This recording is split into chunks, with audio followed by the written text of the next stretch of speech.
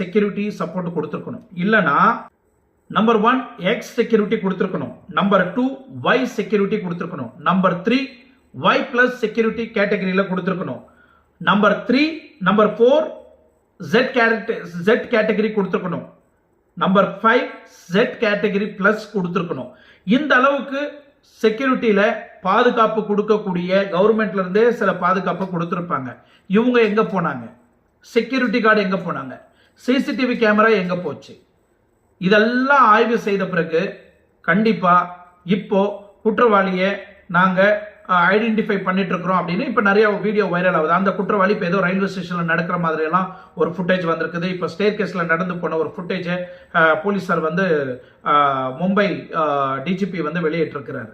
So இதை சார்ந்துதான் இன்னைக்கு பிரஸ்ல வந்து ராஜ் திலக் ரோஷன், இது current DGP of Mumbai. So இவர்